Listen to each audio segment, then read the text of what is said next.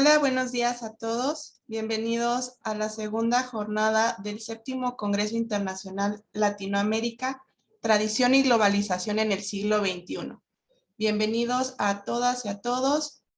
Y el día de hoy estamos en la mesa número 1, Poesía y Novela Latinoamericana. Yo soy Liliana del Valle, soy directora y docente, directora de del Departamento de Economía, Investigación y Políticas y Sociales, y el día de hoy estaré aquí moderando esta mesa. Un gusto compartir micrófono con la doctora Nagmé y con la doctora también Elizabeth. A continuación voy a presentar a la doctora Nagmé Shobeiri. Ella es profesora titular de la Universidad Alamé Tabatabai, graduada del doctorado en la Universidad Complutense de Madrid. Fue la primera hispana de Irán. Es directora del Departamento de Lengua y Literatura de la UA desde 2003 y además es directora del Departamento de Lengua Española de la Universidad Azad Islámica, también desde el 2000 al 2003. Además, es profesora docente de ambas universidades. Ha traducido libros como Las cartas del fervor de Jorge Luis Borges, y esta tuvo una premiación como Premio Nacional del 2016. La tía Tula de Don Miguel de Unamuno, siempre se me traba ese nombre. Requiem por un campesino español de Ramón J. Sender, y 6 encuentros latinoamericanos con Sanim Nosari, y es la primera gramática del español al persa. También ha publicado más de 50 artículos en diversas revistas seriadas. El día de hoy estará exponiendo el tema La visión poética del color entre los poetas de Latinoamérica e Irán. Bienvenida, doctora, y muchas gracias por estar aquí. Hola, muy buenos días. Es todo un placer romper los océanos y los países y estar con ustedes allá tan lejos y tan cerca cordialmente.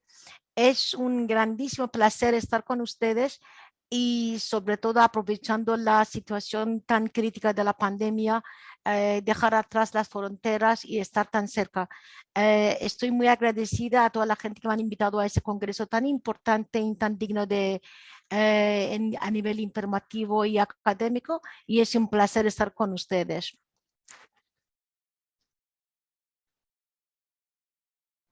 Sí, se me están abriendo el PowerPoint para que les hable. Bien. Bueno, mientras abra, perfecto. Aquí lo tenemos. En este trabajo yo intento hablar, pues como me han pedido, como 20 minutos no más, para que si hay alguna duda, alguna pregunta, que se me haga a continuación y estará a su entera disposición. Como verán, voy a hablar de la visión poética del color entre los poetas de Latinoamérica y de Irán. ¿Por qué he elegido este tema? Es fácil, porque porque digamos, mi dedicación es la literatura, y el color en la poesía es algo tan importante como para poder estudiarlo, no solamente ahora, a todo nivel de literatura comparada. Bien, pues si me puede adelantar, pues sí. Mire, voy a hacer un análisis. Vamos a hablar del color. ¿Qué significa el color y por qué viene? Bueno, en la primera parte, la parte de impresión se me ha quedado vacante, pero es igual, yo le comento. Para esto, para ver qué importancia juega el papel del color en la poesía, hemos trabajado en la primera parte en la impresión. ¿La impresión en qué sentido?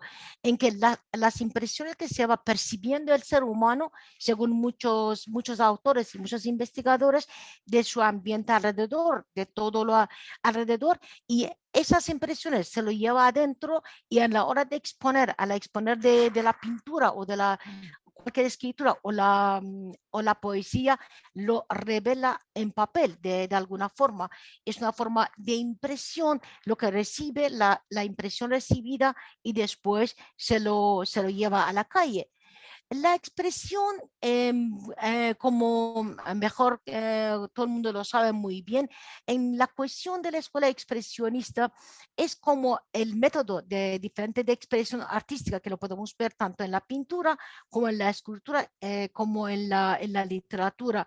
En esta forma que hacemos, transmitimos los sentimientos y emociones internos hacia un mundo exterior. Ese mundo exterior es el mundo visible que nosotros podemos ir viendo.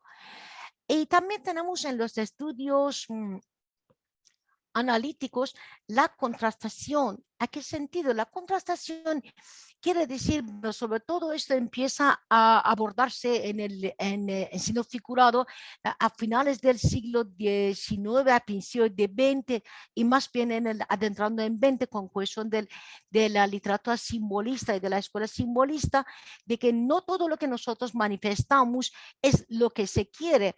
El dominio de la poesía, sobre todo en esta parte, empieza a presentarse con una desconexión o una conexión con una realidad prolongada que viene de un infinito. La verdad, muchas veces el autor simbolista no expresa lo que nosotros realmente pensamos, lo que nosotros queremos tener. Para ellos, puede pasar, para ellos lo más importante es vivir en lo enigmático, estar en lo enigmático, no tener esa visión tan clara que la gente sigue teniendo de su alrededor. Sí, ¿me puede adelantar la página, por favor? ¿O me permite adelantarlo? Ah, creo que no, ¿no? Vamos a ver. Que sí. Bien, aquí ya estaba diciendo que los colores desde antaños han tenido siempre como símbolos de la expresión. Mire, vamos a hablar de cuestión de la peculiaridad del color en el mundo geográfico. En muchos países, en cada país, tenemos como algo emblemático, un color muy especial. Si estudiamos a fondo el significado del color, el porqué de esto, pues llegaremos a muchas anécdotas y segurísimo a mucha filosofía y mucha historia. El color y su aparición depende directamente a un ambiente geográfico y cultural, del ánimo, de la peculiaridad espiritual de cada ser. Así, cada color puede recordar o gustar o odiarse en un país diferente. Bien, me puedo adelantar. Y yo en este estudio lo que he pensado era ver los factores del simbolismo de los de poetas usando, hemos pensado con Fátima, mi colega, al escribir este artículo, de cómo vamos a enfocarnos. Hemos dicho, vamos a enfocarnos de alguna forma en la poesía del mundo de Latinoamérica, donde es el enfoque de ese digno congreso, y por otro lado en Irán.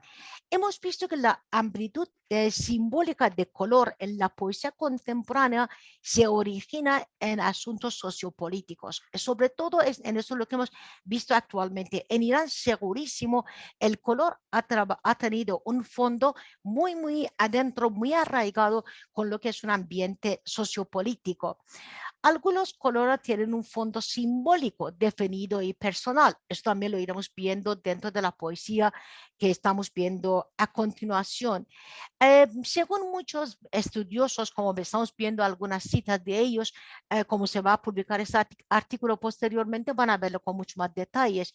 El color en la poesía contemporánea es uno de los factores más relevantes en la simbolización para desfamiliarización.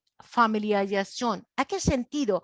Como el símil del amor, por ejemplo, muchas veces rompe un esquema de color con un concepto que tenemos del mundo cromático. ¿Sí?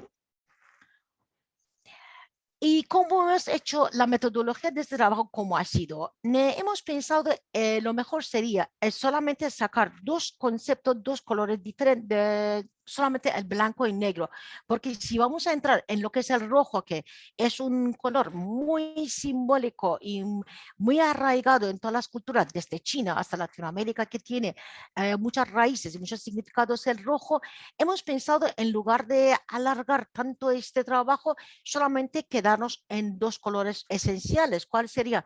El blanco y el negro.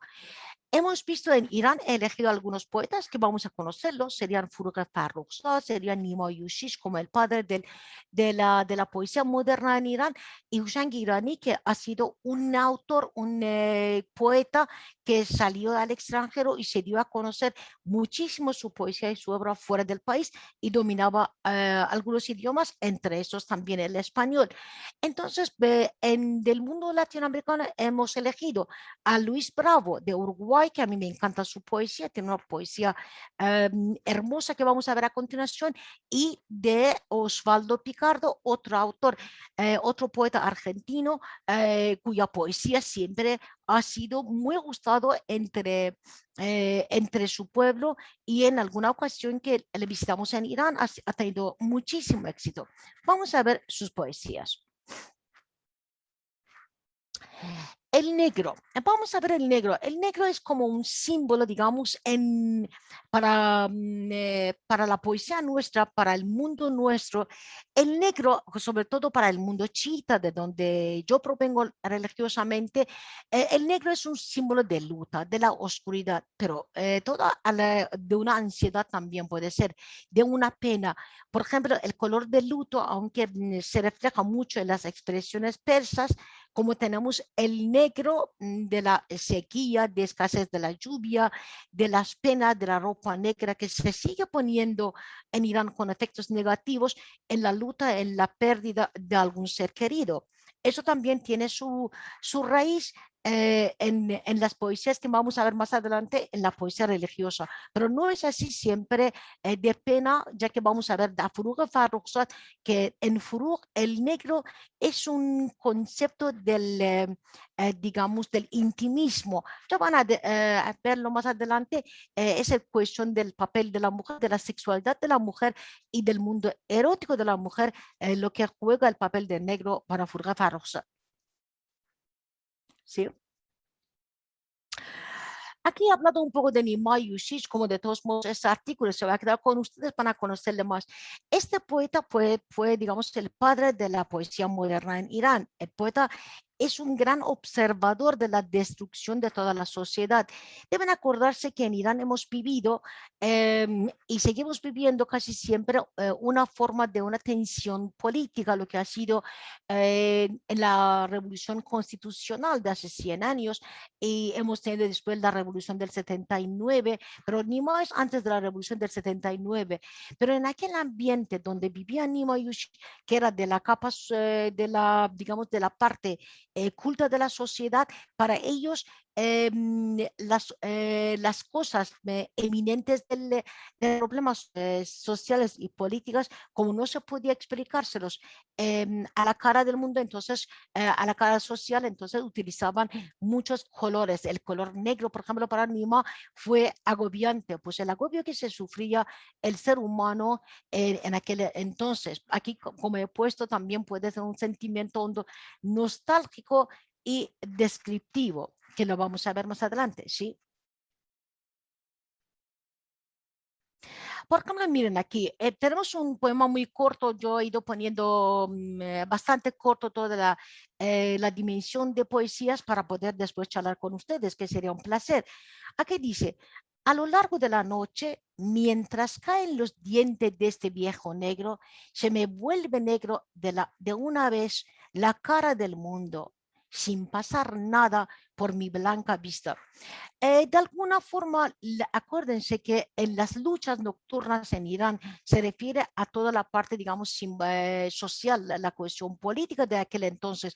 Todo como era escondite, entonces el color negro de la noche era como una capa que podía cubrir toda la parte que hacía falta para moverse en la sociedad. Entonces aquí el negro se está utilizando como para cubrirse una realidad más oscura que está afuera. Para Firuze Farrokhzad, como hemos visto, es una mujer en un ambiente, en un país oriental. Estamos en Oriente, estamos hablando de una mujer de hace casi 70 años, me imagino, cuando la mujer está luchando todavía para conseguir sus derechos. Ella fue una mujer, realmente la poesía de muchos clásicos ha sido rechazada, pero ha dejado sus huellas muy fuertes, una mujer muy atrevida para su época, incluso para ahora. Entonces ella empieza a hablar de la noche como una capa donde cubre toda su sensación, que es sensación que no puede ir advirtiendo de otra forma. Toda la noche por allí se iba cayendo alguna pena de las ramas negras. Alguien olvidaba su ser, alguien te llamaba cuando escombro el aire iba echando sobre él. Miren, aquí el negro tiene un sentido totalmente erótico. Aquí el negro no es aquel negro de la poesía de Nima, donde está hablando de toda la negrura de la sociedad. Aquí tiene un concepto totalmente, para mí al menos, es un concepto totalmente erótico, donde en la negrura de la noche es cuando se iba cayendo alguna pena. La pena se va quedándose porque llega el amado. ¿Sí? Por ejemplo, vamos a ver, en este mismo sentido, vamos a ver a la poesía de Luis Bravo, pues un grandísimo poeta contemporáneo uruguayo. En ese poema que a mi parecer al menos tiene un concepto romántico. ¿Por qué digo romántico? Porque tiene los mismos juegos que hemos visto con las palabras de Furú. Y miren aquí, el saco negro, el alma negra, la luz, la negra luz. Miren, está utilizando los tres conceptos visuales, físicos y ambientales del color negro. Soy invisible bajo el arco gótico de las puertas. Mire, el gótico de las puertas está implicado a todo lo que es el negro, el gótico, el saco negro, el alma negra, la luz, la negra luz. La negra luz aquí viene con el sentido, para mí al menos, es con el sentido negativo o con el sentido romántico. No es tu ausencia, sino la mía, de mí. Falta de la amada. Y seguimos con el poema.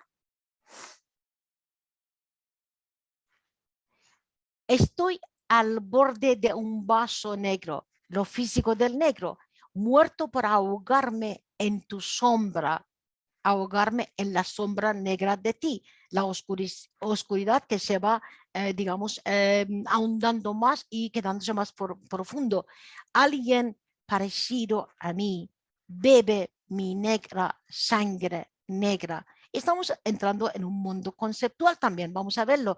Y yo me dejo caer, es también una forma, digamos, más gótica. Esto también lo vamos a ver en la poesía, que también depende de la época donde ha vivido Luis Bravo. Estamos hablando de una época también políticamente difícil en Uruguay, y yo me dejo caer en los juegos de su universo. Y veremos cómo lo analizamos. Mire, aquí he ido poniendo, bueno, la verdad que la definición de ese poema puede ser bastante largo. Aquí hemos puesto bastante poco, una definición muy corta, que la raíz que estamos viendo de esa desilusión que vemos depende mucho a la joven generación del 80 en Uruguay, cuando luego del regreso a la democracia, tras 12 años de dictadura, las ilusiones políticas de búsqueda de una justicia social disolvieron durante los años 90. Miren, otra vez el negro está jugando un papel sociopolítico. Estamos hablando de una negrura que ya no es la negrura que hemos visto, digamos, de un sentido corporal o físico con Furú. Otro posible vínculo estético es con el expresionismo pictórico. Está expresionando, digamos, una forma pictoresca, una analogía que también se dio en el campo, sus ensayos. El propio autor, estamos refiriendo al mismo Luis Bravo, dice, en parte dice, reúne lo físico y el espiritual y espiritual del saco negro, el alma negra, la luz negra, la negra luz. Miren, está uniéndose toda la parte que es puede ser estructural o puede ser físico o puede ser espiritual.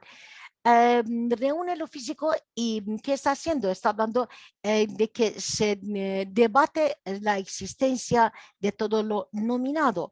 Este fondo neoexpresionista atraviesa el adentro y al fuera conflictivamente un discurso poético atravesando por imágenes que tienen una fuente de visualidad pictoresca. Si vamos corto con tiempo, pueden ir más adelante, más rápido, para que lleguemos al final. Porque otra vez he hablado del blanco en la poesía del mismo Luis Bravo. Allí estoy consiguiendo el mismo concepto inocente que hemos visto anteriormente también en la poesía de los poetas iraníes, que no, yo creo que descartamos este poema. Seguimos adelante para llegar a otro poeta. Sí, por favor. Aquí, por ejemplo, miren, sí, aquí arriba, por favor, no, arriba solamente un segundo, en este. Mire, por ejemplo, en Irán tenemos un poema que está muy bien que lo miren. Con el rojo de su sangre purificó y virtió la negrura malvada de Yazid, de la blanca falda de Sharia. Eso es un poema religioso muy perteneciente al mundo chiita. Miren, que el rojo que es el martirio, como en muchos países. El rojo es la misma sangre, justamente. Purificó, que se purifica con el rojo, con la sangre suya, y la negrura malvada de Yazid, la negrura de su actitud, y la blanca falda, la blancura como toda la inocencia que viene después de una sacrificación. Seguimos con otro. Bueno, pasamos de ese poema de Luis Bravo, que tiene el mismo concepto de, bueno, como ya se va a dejar el artículo con la gente, puede estudiarlo. Llegamos a Ushangi iraní, otra de los poetas importantes. Mire, las garras blancas que apagan mi existencia. Miren que el blanco también puede referirse a la muerte de alguna forma. Muchas veces en mucha poesía persa, la blanca se refería a la heroína, porque a la heroína me refiero a a la droga, ¿no? A la droga, no de la heroína del ser, la heroína que utilizaba uno y se moría, ¿no? Las garras blancas, entonces con la garra, que es el negativo, el blanco aquí pierde el concepto, digamos, tan bello, emblemático que estamos pensando.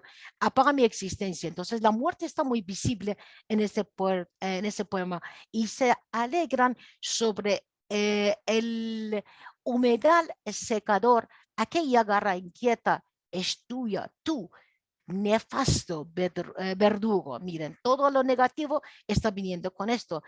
Tú, el engaño de las vidas, deja en paz mi mirada mortal. Miren, la palabra, el blanco aquí pierde todo el concepto de inocencia y toda la belleza. Y vamos adelante para poder acabar. Osvaldo Picardo, otro poeta muy importante de Argentina, mire, en este lindísimo poema dice: ningún color vuelve a ser el mismo, imagina un esplendor, una blancura que no te ciega, algo más que un crepúsculo borgiano. Mire, empezamos con Borges, empezamos con el crepúsculo de Borges, vamos a entrar dentro de un conceptualismo esperado, ¿no? Cuando ya se habla del Borges, estamos con el crepúsculo de Borges, estamos con la negrura, el alba, el mediodía, la noche, estamos enfrentándonos con la visión de un invisible, perdón, de un invidente. Estamos justamente frente digamos, el mundo ciego de Borges, en que se va como cualquier otro un día de otoño. Miren, estamos entrándonos cada vez más en un sentido conceptual. Mi daltonismo deriva en locura de colores imaginarios. Conozco sus nombres desde que era un chico, pero los colores me siguen preguntando: ¿será verde el verde? Rojo el rojo, azul el azul, amarillo el amarillo. ¿Cuál será el verdadero color de las cosas? Por suerte, a vos que sé no solo con los ojos, la luz de tus manos me habla, la luz que aparece como la suma de todo, ¿no? Es el color que cubre todo el color que podemos haber tenido. Es que el concepto universal del color, el que está más arriba, disuelta esta tarde bajo el peso tan delgado de un arco iris madre de los colores naturales. Y estamos acabando con la explicación del poema de Osvaldo Picardo en la siguiente página. Bueno, aquí hemos hecho lo que estaba explicando, que ya lo pueden ver más adelante, que Osvaldo Picardo empieza a utilizar muchas cosas, entre ellos utilizando la mirada borgiana del autor de Aleph, utilizando la mirada del crepúsculo de los ojos de un ciego, utilizando también, digamos, el concepto de Newton, del color y de todo lo que viene de fuera, y la luz natural que es. Aquí dice Osvaldo Picardo, muy bien, se ve perfectamente de que cada uno depende, creo que han perdido mi imagen, ¿no? Doctora, Bien, desde que, sí, se perdió ah, su cámara, su ya no imagen. sé por qué, pero bueno, espero que se conecte. Está más video, exacto. Bien, aquí estoy. De todos modos, lo que hace Osvaldo Picardo aquí dice exactamente con quién ves la luz, con quién experimentas un color. Entonces, el verde que yo utilizo, experimento con una persona y en donde lo experimento, puede ser diferente del otro color. Pero la madre de todo es la luz divina que recibimos del todo. Y la verdad, su poesía es comparable con mucha poesía de Sohrab Sepehri.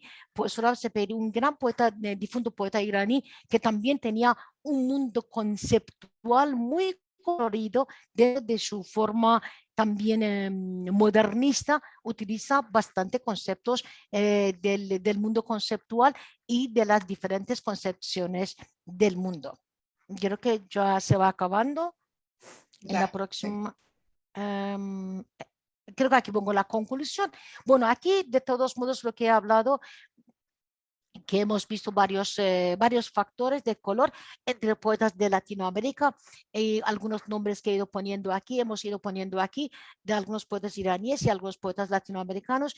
Y finalmente yo puedo decir que el color, el uso del negro y blanco depende de cada cultura. Por ejemplo, el blanco de la inocencia para Irán es el blanco de luto para Jordania, por ejemplo. En muchos países el luto se utiliza el blanco. Entonces hemos llegado a esa conclusión que el concepto de color en cada país depende directamente a la cultura, a la sociedad, y muchas veces es un juego figurativo para esconder la realidad. No más. Muchas gracias. Aquí estoy a su disposición. Muchas gracias, doctora. Bueno, vamos a continuar. Al Gracias. final vamos a hacer la Sí. sesión de preguntas y respuestas. Los que tengan alguna pregunta a la doctora, por favor, vayan formulándolas en el chat para posteriormente leerla. Muchas gracias, muy interesante todo esto. Y Nada. además Bueno, rescatar la parte, creo que poética, la traducción, ¿no? Creo que ese también ha sido algo muy bello. Muchas gracias, doctora. bueno, pues me encanta que le haya gustado. Muchas gracias. A continuación, damos la bienvenida a la maestra Elizabeth Vanegas Pou. Ella es originaria de Caracas, Venezuela, y reside actualmente en Long Beach, California. Cursa su último semestre de la maestría de literatura española en la Universidad de Fullerton, California. Actualmente trabaja en el Departamento de Salud Pública del Condado de Los Ángeles como traductora, intérprete de español para los noticiarios Telemundo 52 y Univisión, así como CNN en español. Además, es portavoz para la comunidad latina acerca de la información y datos actualizados relacionados con el COVID-19 y las vacunas. Su objetivo profesional es continuar preparándose y después de la maestría hacer un doctorado enfocado en la literatura latinoamericana del siglo XIX, centrado en las intersecciones del género, clase y raza. Su mayor sueño es ser docente de español a nivel universitario en los Estados Unidos. Bienvenida, doctora, con su tema Dejadme salir del closet, nudo de sumisión y grito de rebeldía sobre la sexualidad de la mujer dentro de la sociedad aristocrática caraqueña, en la novela Ifigenia de Teresa de la Parra. Bienvenida, adelante. Gracias. Muy buenos días. Gracias por la excelente oportunidad de permitirme llegar a ustedes hoy con un tema de gran trascendencia, sobre todo en momentos en los cuales nos damos cuenta de la enorme cantidad de movimientos de igualdad que se están proyectando no solo dentro de la sociedad, sino también dentro de la literatura latinoamericana escrita por mujeres. ¿Se han preguntado de dónde viene el término salir del closet? ¿Quién creó esta expresión? Hoy me permito aclararles que muchas veces cuando escuchamos esta frase salir del closet, nos viene a la mente el tema de la homosexualidad. Por ejemplo, el vecino, el amigo, la tía, o a una persona que realmente nos sorprende por su cambio de identidad sexual, porque súbitamente salieron del closet. Ahora, ¿esto es suficiente para aclarar el significado de esta frase? No, por supuesto que no. Salir del closet es muy amplio. Ustedes pueden salir del closet en política, también en religión o en una situación de economía. Salir del closet tiene que ver con una vieja historia dentro de la cultura anglosajona que se refiere a ese cadáver que está escondido en el sótano, en la oscuridad, y esa calavera clama por salir en algún momento de nuestras vidas. Sin embargo, con todo esto quiero enfatizar que el significado de salir del closet tiene que ver mucho con la cultura de cada uno de nosotros y en el marco del sentimiento latinoamericano de ir comprendiendo la dinámica social que se está presentando en nuestros países, sobre todo en los últimos años, donde ha habido un incremento de movimientos precisamente para manifestar con libertad y sin temores la orientación sexual y la lucha por la igualdad de derechos en nuestra sociedad. Ahora, esta investigación que he preparado, primero para ustedes hoy me baso en 3 elementos. El primero de ellos, nada menos y nada más, darles a conocer el significado de lo que es salir del closet, un concepto que ya hemos despejado y que ahora cada uno de ustedes conoce. El segundo aspecto es trasladarnos a Latinoamérica a principios del siglo XX y deseo que ustedes viajen conmigo hoy a esa época a conocer con su excelente, pero a la vez a conocer a una gran escritora, Teresa de la Parra, quien por su gran excelencia nació en Venezuela y su educación fue forjada en Francia. Se dio a conocer con la controversial novela Ifigenia, escrita en 1924, donde se confiesa sin desnudarse y a la vez hace una crítica a esa situación de la mujer en lo que ésta tiene de sumisión, de resignación y de silencio, una crítica a esa hegemonía patriarcal y sus perjuicios sociales y cambios culturales, políticos y religiosos que se estaban dando a principios de la época. Por último, mi intención es invitarlos a reflexionar para que hoy seamos dueños de unos segundos y podamos comprender cuál es la dinámica que está viviendo nuestra sociedad en cuanto al término de identidad sexual. Así que mi punto de partida es darles a conocer mi tesis, la cual se propone abordar la temática de lo femenino en la novela de Ifigenia de Teresa de la Parra, mostrando la rebeldía y la búsqueda de identidad de la mujer, donde la protagonista, María Eugenia, se mueve sucesivamente en un juego de máscaras, atrapada dentro del cerco de prohibiciones y prejuicios que le impulsan a romper con los cánones y convencionalismos sociales entre el mundo moderno parisino con el tradicionalista que vivía la sociedad venezolana de la Caracas de principios del siglo XX. Entonces, ahora, la novela Ifigenia está compuesta de una larga carta y un diario, ambos escritos por la protagonista, donde juxtapone las alegrías, las tristezas, la rebeldía, la pasión y la lucha constante por darle a la mujer ese valor que se merece y sobre todo por sacar a flote ese sentimiento de asfixia y opresión que vivían las señoritas de la aristocracia dentro de una sociedad llena de tabúes e hipocresías en Caracas en 1924, simplemente por el determinismo de ser mujer. Abro cita. Ay, y ser mujer es lo mismo que ser canario o jilguero. Te encierran en una jaula, te cuidan, te dan de comer y no te dejan salir, mientras que los demás andan alegres, volando por todas partes. ¡Qué horror ser mujer! Cierro cita. Con esta cita, la ingeniosa caraqueña María Eugenia Alonso, a través de un papel escrito a su amiga de la infancia, Cristina de Uturbe, plasma y comparte todas sus vivencias, limitaciones y sobre todo el contraste de choques culturales que vive cuando llega recientemente a Caracas y lo compara con el mundo parisino. Es un gran choque después de haber vivido en un internado en Francia desde que era una niña y ahora regresar a una sociedad caraqueña, hipócrita y tradicionalista.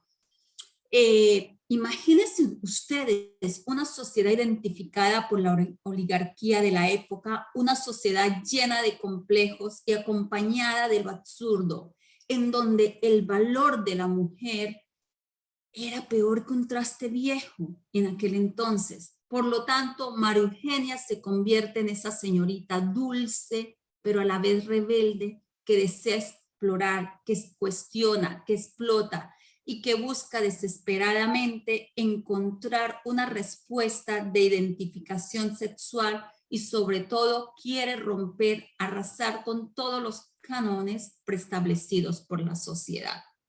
Ahora, ustedes se pueden imaginar por un instante cómo sería una niña, la vida de una niña a principios del siglo XX, viviendo en un internado en París. ¿Cómo fue su educación? ¿Qué sintió esta pobre adolescente, siendo en ese momento solo una niña? ¿Qué vivencias experimentó en ese internado? ¿Qué choque de creencias quizás formaron parte de esa verdadera esencia, donde cuestionarse no era permitido en esa época? ¿Qué manipulaciones y qué cantidad de esqueletos empezó a tener a medida que iba creciendo y qué situaciones se le presentaron a María Eugenia? Según la narradora, nos enfatiza que después del internado, esta niña acaba de pasar 3 meses viviendo libremente en París, representando en la narrativa el lugar moderno donde pudo adquirir una experiencia mundana, entre comillas, necesaria para transformarse, para transformar su cuerpo, su mente, en una mujer moderna, una mujer que está a punto de encerrarse a una civilización completamente diferente, donde las mujeres de esta Caracas están lejos de ser modernas y cuyos tradicionalismos y convencionalismos son impuestos por la sociedad. Y a veces yo me pregunto, ¿es acaso María Eugenia la propia Teresa de la Parra?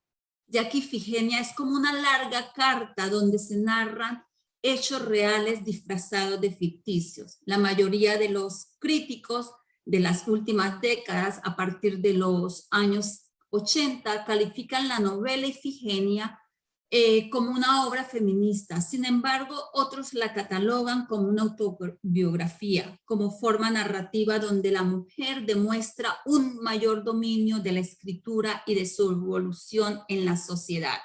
De acuerdo con el crítico Manuel Alberca, nos sostiene, abro cita, que el novelista autobiográfico se sirve de un registro que le permite hablar de sí mismo tras el disfraz ficticio sin poner en peligro su prestigio social.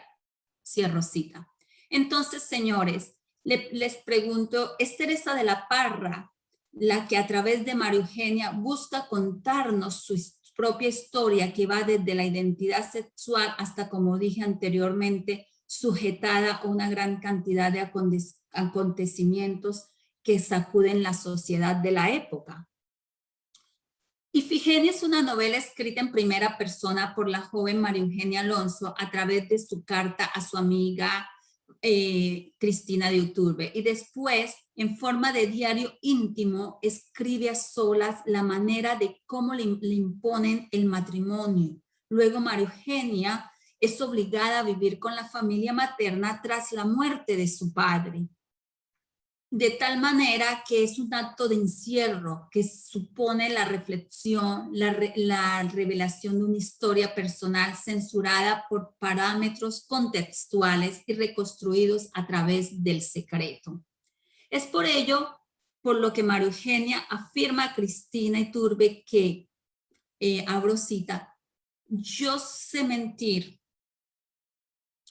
yo sé mentir bastante yo sé mentir bastante cuando hablo, no sé mentir cuando escribo, cierro cita. Por lo tanto, como bien expone Silvia Molloy, que lo que Ifigenia revela en esta carta, leyendo entre líneas, es precisamente una relación lesbiana que la autora nunca llegó a reconocer abiertamente, por lo cual en su novela, dentro del personaje de María Eugenia, se puede leer entre letras los secretos, las relaciones entre mujeres de una manera subversiva frente a la heterosexualidad, preeminente y obligatoria del sistema patriarcal. Un ejemplo vivo es cuando María Eugenia abiertamente le escribe a su amiga diciendo, cito, y ya completamente vencida, no sé si por la fuerza de mi destino o por la negación absoluta de mi voluntad anulada por aquella voluntad poderosa, sin intentar la más ligera réplica, di a callar definitivamente con el silencio resignado del que me otorga. Cierro cita. El regreso a Caracas para María Eugenia significa entrar a formar parte de otro mundo en que la mujer es fiel, protectora y defensora del honor de su marido, de su padre o de su hermano, donde la mujer no vale nada por sí sola, donde ella debe intentar agradar a su abuela con quien vive, y también ella debe comportarse de acuerdo a la tradición latinoamericana, pero esto choca con sus inquietudes intelectuales, culturales y artísticas marcadas por la influencia francesa. A ella le gusta tocar el piano, pero no puede hacerlo porque en su casa están de luto por su padre. Le gusta también leer novelas e informarse en los últimos eventos de la moda parisina, pero esto no es comprendido por el catolicismo y la austeridad de las mujeres caraqueñas en el mundo familiar. La mujer no aspira a un espíritu elevado, sino que debe preocuparse simplemente por el hogar y por su marido. Entonces, ¿quién era María Eugenia? María Eugenia era esa señorita rebelde que defendía los derechos de igualdad y siempre denunciaba con ironía el régimen patriarcal a que estaba sometida. Abro cita. El Dios es uno de los hombres de la familia. Puede ser el padre, el hermano, el hijo, el marido o el novio. No importa. Lo esencial es sentir una superioridad masculina a quien rendirle ciego tributo de obediencia y vasallaje. Cierro cita. Entonces, ¿cómo era María Eugenia? María Eugenia, según Napoleón Oropesa, nos define que era una jovencita sin prejuicios de casta, amante de la libertad y deseosa de abolir el mundo con sus propios valores. Sin embargo, su tío Pancho la describe como una muchacha ilusa, fantasiosa, abro cita, por pobre María Eugenia, si tu libertad no existe, ni tu libertad existe ahora. María Eugenia, ni ha existido antes, ni existiría jamás. Tu libertad es un mito, si es una de las muchas fantasías o aberraciones que se agitan en tu cabeza. Cierro cita. Pero María Eugenia, al escuchar estas impertinencias del tío Pancho, no se quedaba callada e indignadísima le contestaba a su tío, abro cita: tío, mi libertad existirá en el futuro tan cierto como existe hoy la luz del sol. Y si no, dime, ¿quién puede prohibirme? El día que cumpla 21 años, me volveré a París y haré lo que quiera. Por ejemplo, ser bailarina. Cierro cita. Entonces, Marcelo, ¿por qué se comportaba así? Macielo nos señala cómo la amistad entre mujeres produce diferentes modos de conexiones, de entendimientos al margen de posibles relaciones amorosas que para una sociedad tradicionalista era vista totalmente como perversa. Abro cita. Ella se comportaba así porque ella saboreaba el gozo de encontrar una mirada de una mujer, una identidad que la hacía descubrir un verdadero amor. Abro cita. Mercedes Galindo. Su belleza era su encanto, es decir, llevaba lo supremo de la perfección, el arte, porque mientras hablaba, la boca, las manos, los ojos, la cabeza, la voz, la sonrisa, todo iba completamente sutil con sus matices deliciosos, el sentido que expresaban sus palabras. Cierro cita. Mercedes Galindo me pareció encantadora, preciosa y simpatiquísima, nos decía María Eugenia. Abro cita. En cuanto a mí, estuve completamente imbécil durante la visita, lo comprendo. Esto me sucede siempre, la manera más sincera de mostrar mi admiración, mi amor por alguien.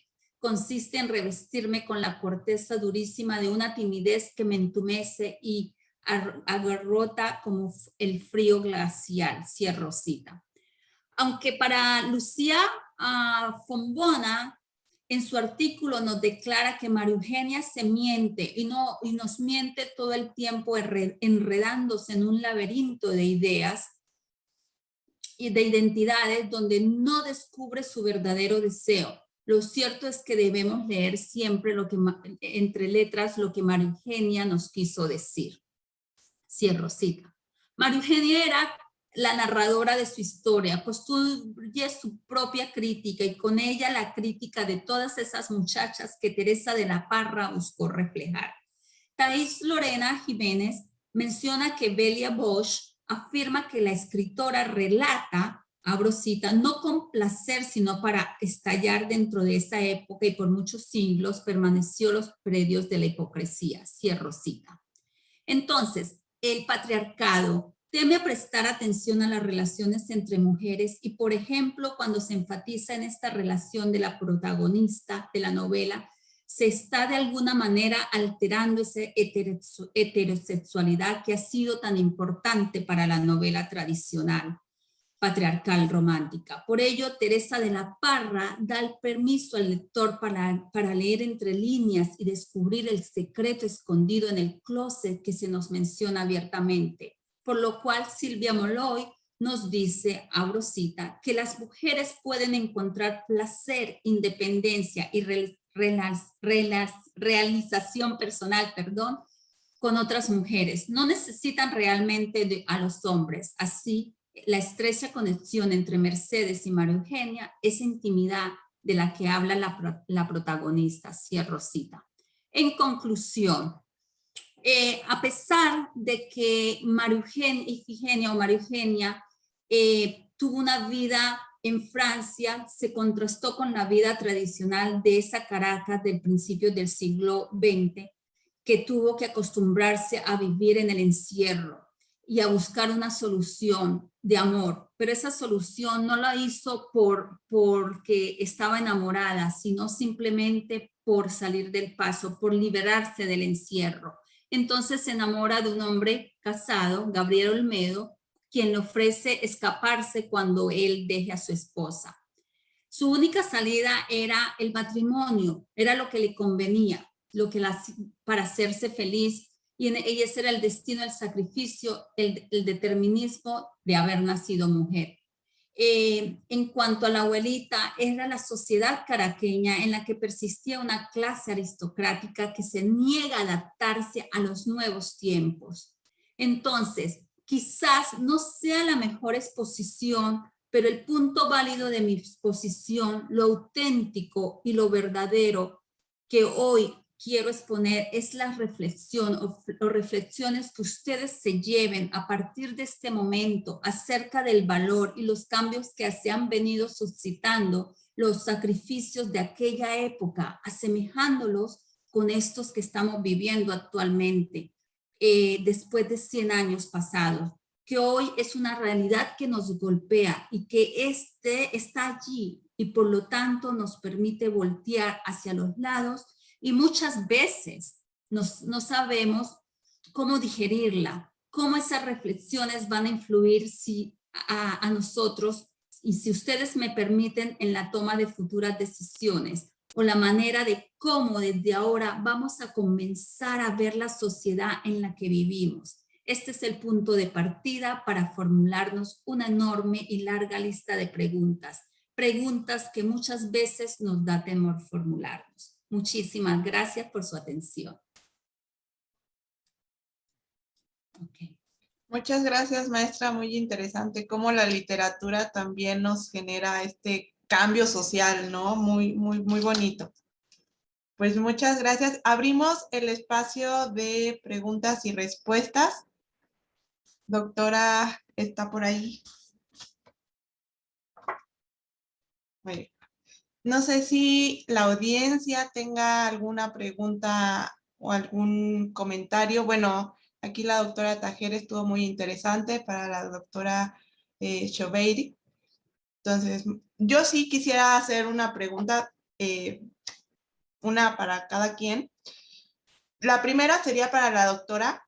¿Qué similitudes o diferencias se encuentra entre el color de la literatura latinoamericana e iraní?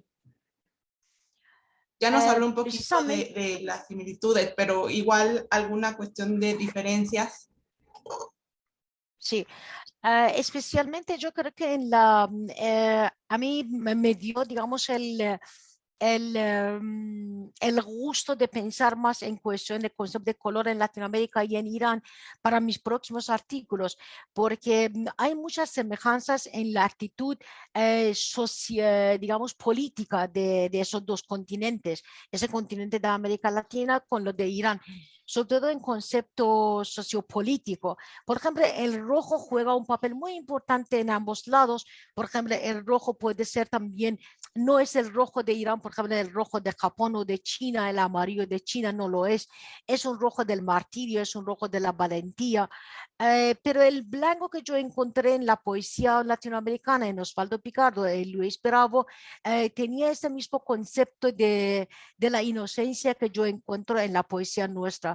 Por ejemplo, eso no ocurre en la poesía árabe. En muchas partes de la poesía árabe, el blanco es el concepto del luto, cosa que no es en Irán. Esa semejanza y también el negro que yo utilizo estaba muy bien utilizado en la poesía de Luis Bravo, era cuestión de la dictadura, de cuestión política. Yo creo que el vínculo entre América Latina con Irán es justamente esa parte de cuestión sociopolítico, es la política de independencia, de querer conseguir nuestros valores personales. Muy interesante, sí, al final de cuentas creo que la parte de la sociopolítica por lo general es bien compleja y cómo los autores, los poetas pueden encontrar estas relaciones, ¿no? Exactamente, exactamente. Muchas Y me ha gracias, gustado doctora. mucho la ponencia de la doctora Elizabeth, me ha parecido fantástico, pues he aprendido mucho de ella. Y me ha gustado, a mí me surgió una pregunta, ¿se lo puedo hacer? Adelante.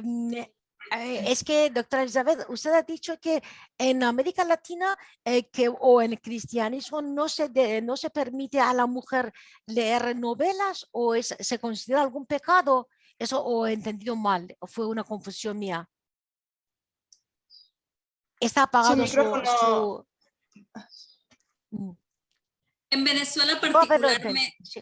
ajá, gracias por la pregunta. En Venezuela particularmente en esa época la mujer realmente era muy conservadora, muy tradicionalista. Entonces, cuando una mujer se superaba, se iba a Francia o a Europa a superarse y venía con ideas nuevas, innovadoras, leía novelas, leía literatura, eso era como un reto para los hombres y también, también las mujeres que ya estaban acostumbradas a ese convencionalismo, a ese tradicionalismo. Entonces era algo así como que esta mujer no pertenece, esta mujer es muy liberal, no pertenece a nuestro mundo porque... Exactamente. Y entonces Muy bien. también la iglesia tenía un factor muy, muy enfocado en lo que era el crecimiento de la mujer. Entonces, Sí, porque la mujer simplemente era el ángel del hogar y simplemente era el objeto para ser madre, para ser ama de casa y para ser el traste viejo, o sea, el plato viejo de la casa. es impresionante. El papel de la mujer ha sido casi igual en todo el mundo entero, ¿no? La mujer para ser un ser humano debe luchar. ¿Para qué? ¿Para qué se tiene que luchar si alguien quiere estudiar? Y es curioso que todavía la mujer que entiende más sigue siendo condenado en la cultura mundial, porque siempre una mujer que comprende menos, que busca menos, es la mujer más amada por los hombres. Y la mujer que empieza a superarse es la mujer conflictiva, ¿no? Bueno, es interesantísimo y debemos ir trabajando más. A mí me encantaría poder conseguir con ustedes, en la relación que nos tenemos a través de la Universidad tan digna que de México, para poder conversar más el tema y escribir sobre esto. Un placer. Muchas gracias, doctora. Sí, muy interesante el tema de la mujer en el mundo, ¿no? Sí, y hay muchas Exactamente. similitudes, muchas similitudes. Muchísimo, muchísimas, Bueno, exactamente. aquí Eric Carvajal agradece por las ponencias que estuvieron muy interesantes y le hace una pregunta a la maestra Elizabeth. ¿Hay algún intento en la novela por representar la experiencia femenina de otras clases sociales más allá de la aristocracia caraqueña?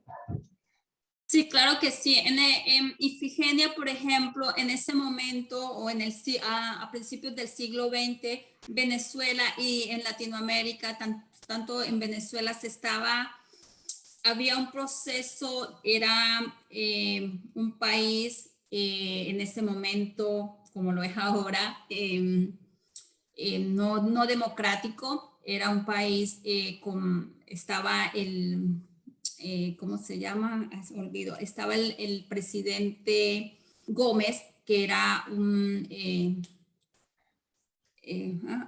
que era olvidé, un ¿Dictador? dictador, perdón, sí, olvidé la palabra, un dictador. Entonces, no solo la aristocracia caraqueña, sino a nivel mundial en Latinoamérica, la mujer siempre, y más la mujer escritora latinoamericana, siempre en diferentes clases sociales era un objeto de no valor.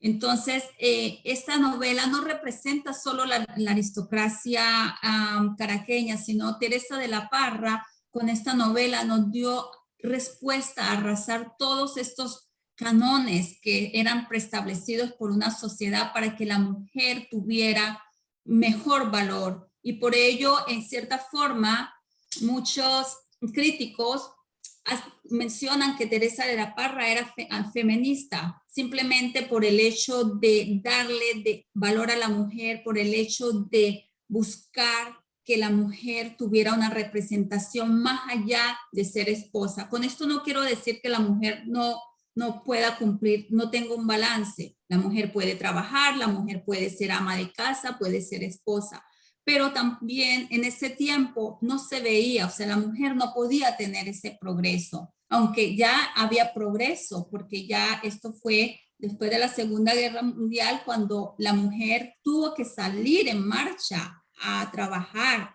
a ganar el sustento de la familia. Sin embargo, todavía existían esos cánones preestablecidos por la sociedad. No sé si respuesta a mi pregunta, a su pregunta. Muchas gracias, sí. Bueno, una última pregunta para las dos, ya para ir cerrando.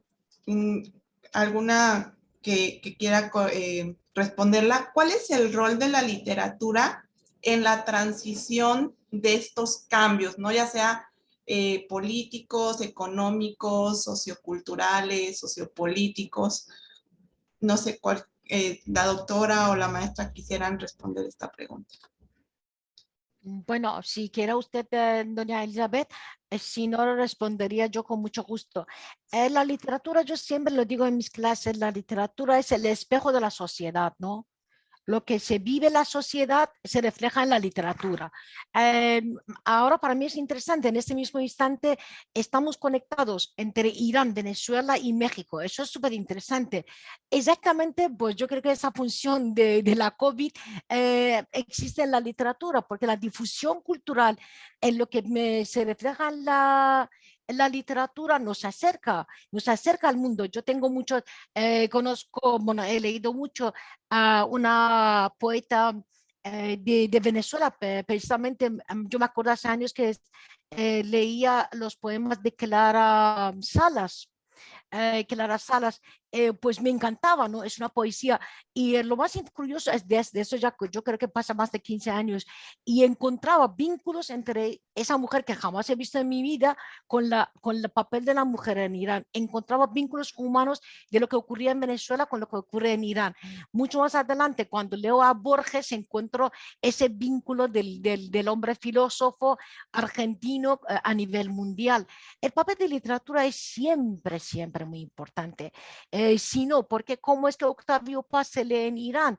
Porque se entiende, porque de alguna forma se rompen las fronteras y adentra una cultura de tan lejos entra. Nosotros puede no haber viajado nunca a México, pero muchas obras mexicanas están ya traducidas al persa.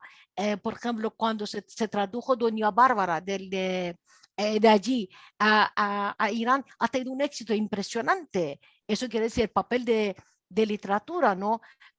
¿Por qué Gabo se lee en Irán? Es curiosísimo. Por ejemplo, ustedes ven de repente a Borges en persa, ven a García Márquez en persa, ven a la obra tan preciosa de Doña Bárbara en persa. Tenemos más de casi 90, 100 libros del mundo latinoamericano en Irán. La literatura ha cumplido con su papel, ese papel enriquecedor, ese papel de amistad, ese papel de unirnos pese a todo el mundo tan enigmático y tan oscuro de la política. Muchas gracias, doctora. Definitivamente, y rescato, la literatura rompe las fronteras, ¿no? El día de hoy estamos aquí justamente por eso.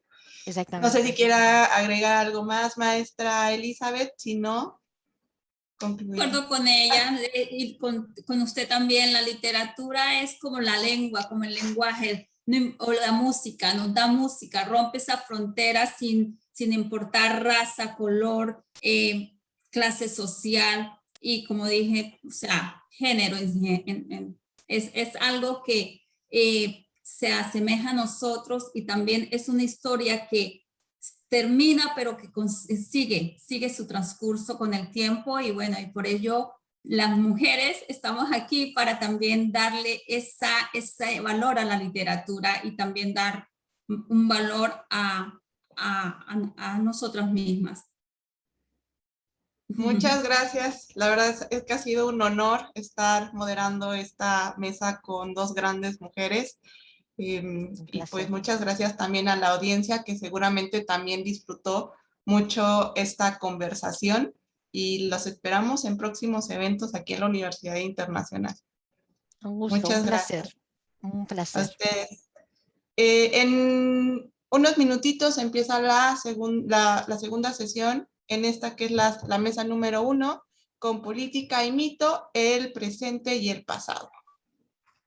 Muchas gracias y hasta luego.